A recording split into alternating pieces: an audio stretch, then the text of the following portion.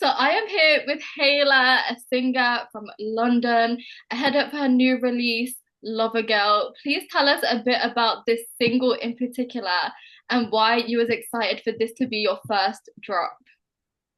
So, Lovergirl is a very, sultry, very soft, feminine kind of song. And I wanted to channel like my like R&B energy with this. So I felt like this would be a really good debut. Because to be honest, like I started going to the studio like nearly 2 years ago and I was making so many demos, but none of them were like super resonating with me.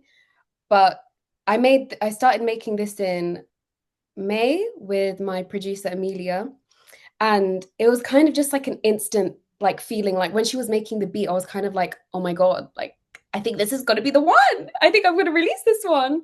So yeah, I think it was kind of like the feeling. Like I just kind of knew that this was going to show my sound and kind of who I am as like an artist. Mm.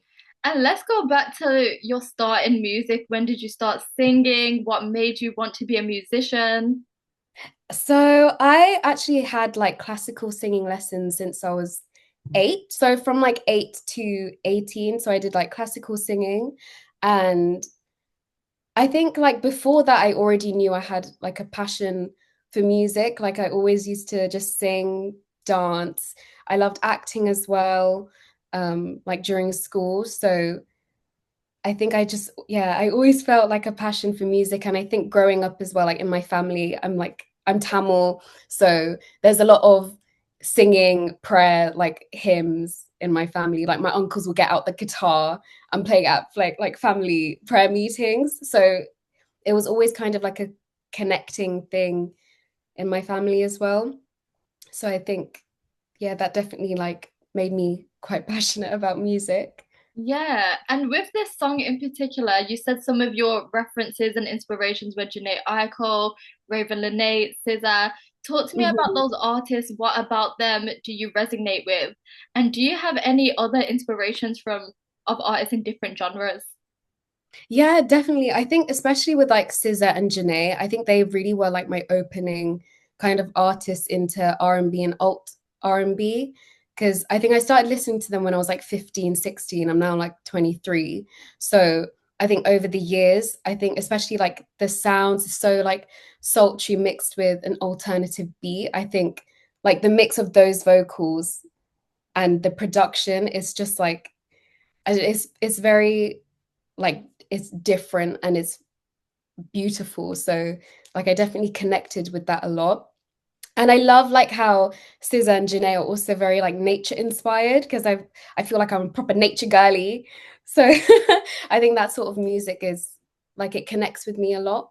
And yeah, I think like with other inspirations as well, I think in most recent years, I've definitely been appreciating neo soul a lot more. And that's been inspiring like a lot of the music I make now. So like Erica Badu, D'Angelo, RIP. I don't know if you heard the news, but he passed Yeah, I away just like, heard it. no, I know. Rest in peace to him. RIP. But he's definitely been like one of my inspirations recently. Solange as well, like big neo soul inspiration. And I also love like a bit of indie pop. Like, I mean, to be honest, I like everything, but I think, yeah, I love indie pop as well, like with acoustic guitar. I think whenever I sing on acoustic guitar, like the main ideas that come up are kind of indie inspired. So, like, I love Montel Fish, Dean Blunt, Blood Orange. I definitely pull some inspiration from them. And obviously, like with alt R&B, I think Frank Ocean is a huge one. Um, SZA, obviously, and I have quite a few. No, I love to hear that. It's a good range. And I love to hear like what people's inspirations are because you can kind of tell what sort of music they're gonna make. You Yeah. mentioned you're a nature girly. What's your star sign? A guess. Is it an earth sign? I'm not good at guessing, by the way. It is an earth sign. Okay. Let me have a guess. One thing about me, I always say to people, "What's your star sign?" And then they tell Yeah. me and I act like I know about their star sign when I haven't got a clue. I'm like, "Yeah, I really know about that." I know, no, I can't like I'm the same, but also I don't really know much about my own star sign. Okay. Like I know a bit more about like my rising and my mood. Okay. Would you say you're a stubborn babe? You know what? I don't think I'm super stubborn, but Okay. like they always say like the main characteristics with this star sign is like stubbornness, Okay. but I don't think I resonate with that a lot. Hmm. Has your birthday just passed? No. Okay. Is it? It's coming soon in a couple months. Is it? Okay. This is how I might know. Does your star sign end the year and start the year? No. I mean, it starts the year. Capricorn. Yeah. Oh my God, I'm a Capricorn. You're a Twin. Capricorn. Yeah. Are you January Capricorn? December 26th. Oh my God. So you're I don't really know about like December Capricorns. Okay. We're probably similar. When's your birthday? January. The 5th. Oh, okay. At first, I was thinking maybe Taurus. Really? No, they always say like Capricorns are very compatible with Tauruses. Like Hmm. I have a very close friend, she's also a Taurus. We're very compatible. Yes. I Love. think there's something behind it. There must be. I don't There know must the be. difference too much between January and December Capricorns, but Me we neither. can But get apparently there is one. I just don't yeah. know. We'll do our research. Anyway, I discovered you from TikTok. So I've seen your videos Yes. of you singing in the streets, by the fountains with this Yeah. like VHS style. What Yeah. inspired you to make content like that? To be honest, I was just kind of like I was just thinking, oh, I need to find a niche because nowadays you need like a niche with your content in order to even get some sort of exposure. So I was like brainstorming with my best friend, and I was thinking like, okay, you know what? I love the camcorder visuals. What like would be like good exposure? And I thought, oh, exposure therapy and actually singing in public and disturbing the public with my singing. So yeah, that was kind of the story. It's not a super deep story, but Yeah, did it you just find it scary going out into the public and singing just in public places? Anyone could walk by, anyone could see you, or did you find it almost comforting? honestly, like to be honest, the times that I would even choose to go in public, it would be like 1 a.m., 2 a.m. But like that's when like literally like a couple weeks ago, we were in Kensington, like filming, and one man was like knocking on his window, kind of telling me to shut up. But I literally thought, at first I thought he was applauding, but I couldn't see properly because I'm a bit blind. But he was actually knocking for me to like go the fuck out. But like it's part of the experience. But like I do like perform, like I do like going out and singing, especially in that sort of environment. Like I do enjoy it. Yeah, that is so funny how you was like, I just thought he loved the performance, but actually, I Yeah, I really thought he liked it, but he was kind of like, leave, get out. but maybe he would have loved it if it was just at a different hour, you know? Yeah, yeah, maybe if it wasn't, maybe it because it was at 1 a.m. He was getting Yeah, mad. but otherwise, he probably would have loved it. Yeah, yeah. Hopefully. I'll get him Hopefully. tickets to the next show. Exactly. Love That's it. what we love to hear. Going into your background, of course, you're South Asian, you're Tamil. You Yeah, mentioned a bit briefly, like your uncles used to play the guitar, so it was so like, yeah. deep rooted in your upbringing. Would you Mhm. use your culture to influence your music, like sound wise, or do you think you would just keep it in the R&B segment? Like, how do you think you can use your culture to grow as an artist and how it kind of replicates your identity in a way as a musician? No, yeah, that's a really good question. I feel like there's definitely like space for me to experiment and fuse like my like Western R&B with like my culture, whether that be in production or like stylistically, like the way I sing. I think there's a lot of like, because I feel like with my sound as well, I really don't like, I mean, I feel like this is very cliche, but I don't want to be like put in one box. I feel like I definitely have a lot of sides to me that I want to show. And even like with the way I present myself, like I think a big part of my identity is being brown, like being a Tamil girl, a British Tamil girl. And I want to show that and I want to inspire other brown girls and like the brown community to, I don't know, just like kind of if they were thinking of even having like a creative pursuit, then to actually do it, because I feel like the space is growing and I want to be part of that representation, like that I didn't see growing up. Um, so yeah, I think yeah, it's definitely a huge part of my identity, and I definitely see myself in future kind of fusing both sounds together. Yeah. Would you say it's easier being a creative coming from a family that is almost a little bit creative? To be honest, I can't lie, like growing up, my parents were very strict and they are first gen. So they came from Sri Lanka, like in the early 90s. So their hierarchy of needs were very different to mine growing up. Like I always knew that I wanted to do music since like the day I was born. Like I always knew I wanted to do something creative, and they never kind of took it as a serious path, like as most kind of Asian parents, you know, they don't really see that as like a stable career path. So only until recent like years they've actually seen that I'm super passionate about it and seen that like this is something I really want to pursue. But only since I've got like a job, they've been able to kind of see that that's a good like a potential career path for me. So there was a lot of like friction between my parents and I growing up with music. Like there was one time in sixth form where I was like, I want to go to Brit school instead of like stay at my school. And my parents were like, yeah, you can go, because they thought it was a summer school. And then I said, no, it's like for sixth form. And they just shut down the conversation. There was no conversation. They were just like, nope, you need to go do your A levels, go to uni, get a job. Like I respect like the what they wanted, and like obviously because they want me to have a stable career. But yeah, I think there was some friction growing up, thankfully not anymore, because I think they're yeah they're happy Yeah, now. that's good to hear. I feel like a lot of Asian parents, like you said, have this sort of way of they think things should be done a certain way based on Yeah, their upbringing. And I think it's nice how I feel like our generation is very much about freedom and creativity, and I don't want to work to slave away. I want to do something I'm actually passionate about.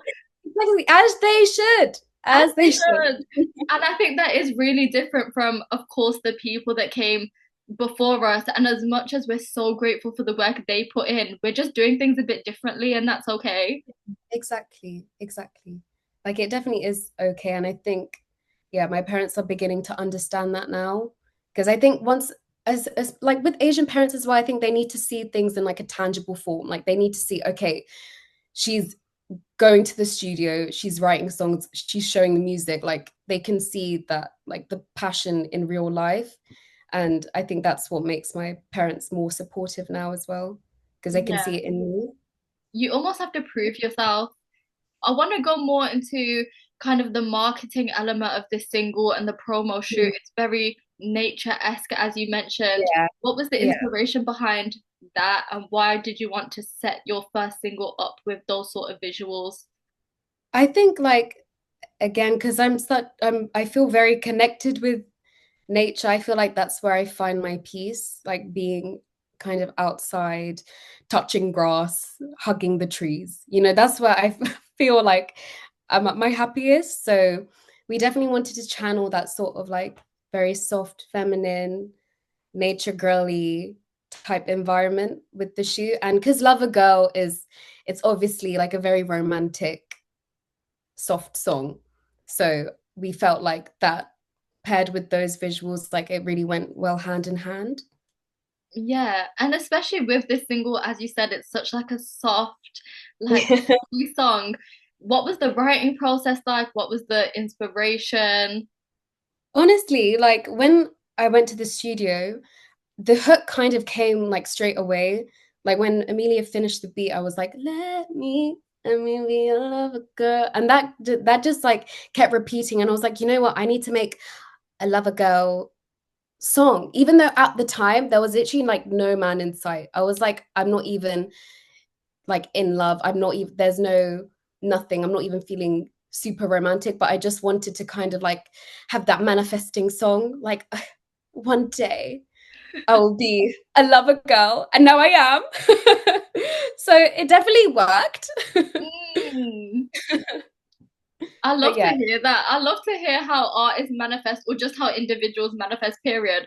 But I love the yeah, fact that it's physical proof. You wrote it into a song, everybody listened to it, exactly. and now it's grown. Exactly. Now, boot up. We love to see it. Let's go into where do you want to take this? Like, what sort of music do you want to release next? Are you gearing up to release more singles, a project, or are you just having a bit of creative freedom and a bit of fun? I think all of them, to be honest. Like recently, I think I've really been tapping into the more alternative route. Like my upcoming project is very inspired by like I'm not sure if you like Frank Ocean, Endless, like that sort of era, like very old Weekend, old Drake, like that sort of voidy alternative R&B. I've been feeling more inspired by and more neo soul. So I think it's kind of like a mix of different genres. So I think it sounds a lot different to Lovergirl for sure. But I'm really excited because yeah, that's I love like I really want to show all my different sides. Yeah, I love to hear that because I feel like that era of music, everybody wants artists to go back to that. Even with Yeah, Drake, everyone will say to him, "Go back to making the soft R&B, like yeah, heartbroken tunes," and yeah. he just doesn't want to do it anymore, and that's absolutely fine. But I Exactly. That's why they need a brown girl to do it. exactly, we need A more brown girl of from that. Surrey. Exactly. Let's get into like your audience. How do you want your audience to grow? How would you like, if you could say now, I want to manifest this sort of audience, this sort of person, what would you say? Yeah. Oh. I feel like with my audience, like I feel like lots of people say this, but I want like a whole bunch of people to be able to listen to it and like enjoy the art. But I also think like I definitely want to grow like a brown girl community and like to inspire because especially like being like a brown creative, I just feel like it would be nice to have that type of audience. But obviously I still want like everyone to listen to me, like all ages can enjoy, all people can Yeah. enjoy my music. No, of course. Music is of course for everyone, but I love to hear what's like your core demographic? What's the core like? Is it the lover girls? Is it the top? Because every artist, their audience kind of shows a certain thing. Like people will say Yeah, into the yeah. future you're toxic. That's just Thing is, I feel like with the music that I've written, like not every, to be honest, the majority of music that I've written has been like sort of like fuck men. I don't know if I'm allowed to swear, but it's kind of like that sort oh of bleep it out for radio, but you're good. but like that sort of like energy. So it could be a bit toxic, but Mm, then also, I have lover girl for the lover girls, lover boys, the lover everyone, the lovers. yeah. And then I have like some songs where I've like written about, I don't know, like familial dynamics. So it's very like, yeah, it's a mix. Yes. The It's duality of women. the duality of women. Exactly. Exactly.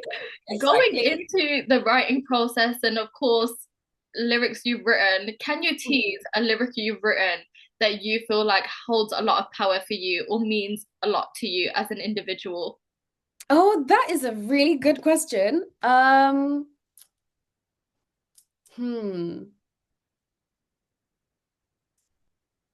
Maybe Make Me Your Muse. Oh, that is so cute. Yeah, I think Make Me Your Muse has been like one of my favorite lyrics, favorite hooks that I've written. Why does it mean a lot to you? I think because when I was in the studio, like even like writing the song, I had like it was like one of those days and one of those beats where I felt like very nostalgic, but also at the same time, you know, when some music, like it just kind of, I don't know, it creates like that void feeling, but it's not like a bad void, it's like a good void. So like when I was really like in the zone and I remember writing it, it was kind of just like flowing and even the melodies were just like it was coming together so nicely. So I think it was also one of my favorite sessions ever. So yeah, I think and I love that lyric. I love to hear it. And with Lovergirl, how do you think that song is gonna grow? How do you think you this was like a good single for you to release as your first one? Where are you in your life where you felt like this is the right time to release this particular song? I feel like I think with Lovergirl, it's because it's very I wanted it to be very like more accessible because it's like it shows my very R&B girly side and I felt like now was the right time because I think I've been contemplating on releasing for so long and I really this year I think I really gained the confidence to actually release and I it just felt right. It really felt right. Because yeah, like last couple of years I've had so much like imposter syndrome, like am I even good enough to release my music? Am I even good enough being in the studio? But I feel like all of those doubts have just kind of like evaporated. Thank God. So Yeah. I really felt like this was the right R&B song to have as my first. She's my first baby. We love it. And where would you say that confidence comes from, or have you just evolved throughout the year and it's come naturally to you? Yeah, I feel like, especially having more time in the studio and meeting different people and just kind of being in different creative spaces, I think that really helped me evolve as an artist. Like, I think before, like, say during uni, I didn't like, I was quite like, I didn't like isolated in terms of like my creativity. I wasn't really going to studio or like meeting different creatives because I was just too scared to. Um, but then like after I graduated, I kind of thought, you know what, I have to go and chase my dreams. Like I need to do this now. I can't keep waiting on it. Mhm. So I want to ask you a little bit about uni as well. So you felt isolated mhm, from creativity. Why did mhm. you feel the need to go to uni? Was it the Asian parents' pressure? And is it now just Honestly, like you said, you went to uni to tick it off and now it's time to focus on what you truly want to do? yeah, like I did law at uni, and to be honest, I always knew that it was just I was going to uni, not university. I wasn't there to study. I was there to party and be with my best friends, with my girlies. Mm. So I think uni was just kind of it was definitely a growing experience. Like I definitely learned a lot about myself, but I always knew that that was never going to be the route for me. And I hope corporate don't find this interview, but if they do, then hello. Okay. Yay! Nah, I hear what you're saying about uni, not university, especially because you went Yeah. to Birmingham. So Yeah, I went to Birmingham. Birmingham. So we know it was uni, babe. We know you're Yeah, it up and was having fun. uni.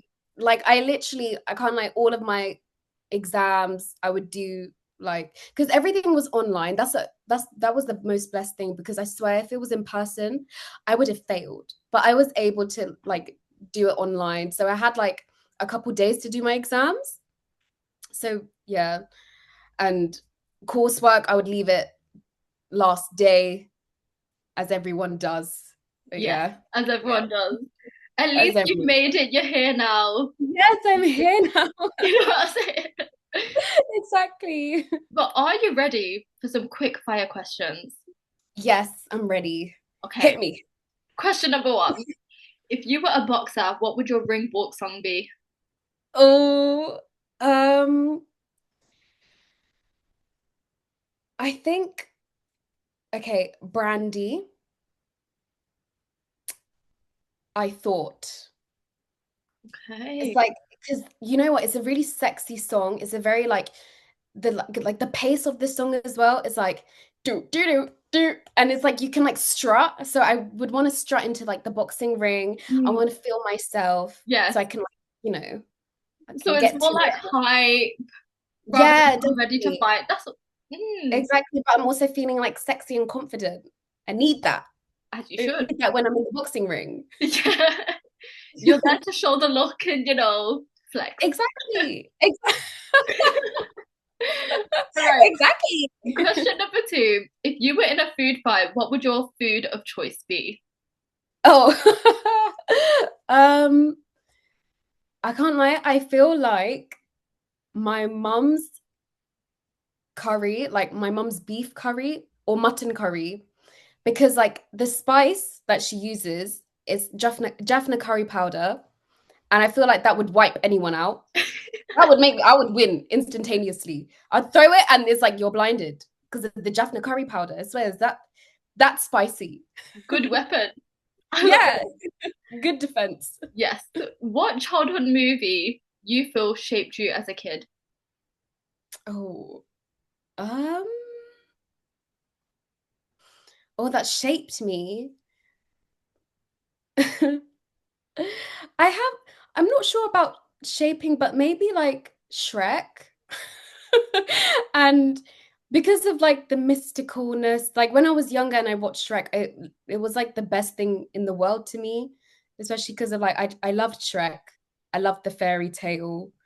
And I also loved E.T. I think E.T. definitely like that was like ingrained in my mind for many years when I watched it. And I think it made me I think that's when I discovered empathy because I cried for the alien. Yeah. I feel like that probably shaped my yeah, Yeah. childhood. That's crazy. Some men need to like, E.T. made some you men just might watch E.T. and that's how they will gain some empathy. yeah, you know what? That's really good because for me, as a child, I didn't understand ET at all. And then I got older and I was like, oh, Yeah. yeah, like this is sad. Yeah, it was really sad. I It love was that. really sad. Like I actually cried like when I first watched it. Yeah, it is classic. Okay, next question. Death roll meal, starters, mains, sides, dessert, drink. Okay. Oh, okay, starters. I love calamari. I love this might be quite like seafood based actually. I love a bit of seaweed salad. You know, like the cockroach seaweed salad. I actually really like that. Mm, And for main, I'm gonna have to say crab curry. I love a good crab curry and like prawns, like with the heads on them. okay, that's a And shout. yeah, yeah, and maybe some like brown rice on the side. Um, sides, I actually don't know. Like, ooh, maybe some parapu, which is like lentils. You know, like a lentil curry. Have that on the side. Makes me feel very sentimental because I used to love that growing up. Mm, um, maybe some sushi because I love sushi. That's a lot of mains. Maybe I'm overestimating how much I can eat on my death row. um, and dessert, tiramisu. I love tiramisu. love that. And drink, a good crisp Diet Coke. And maybe some rosé. I love rosé. Wow, Yeah. that's like five-star restaurant cuisine. Yeah, right. Yeah. That's really Especially the combinations. Yeah, brilliant. exactly great Brilliant. combination. And last but not least, top five albums of all time. God, this is really hard. It's very hard. Okay, so Scissor Control definitely was like one of my like main even in like foundations of like alt R&B, like that definitely inspired me the most. Um, I would say D'Angelo, Voodoo or Brown Sugar, like either one of those albums are amazing. Um, Last Day of Summer by Summer Walker. I think Endless by Frank Ocean. It's another beautiful, beautiful album. Um, I think The Internet, Hive Mind as well. Love that album. Is that five? Yeah, that's five. Was it five? Okay, Yeah, wow, I hit it. no way. A lot of great R&B pulls. Yeah, yeah. I think those are the most like inspiring as well. Like I love those albums. No skips. Yeah, no skips. No skips. Well, thank you so much for coming on the show.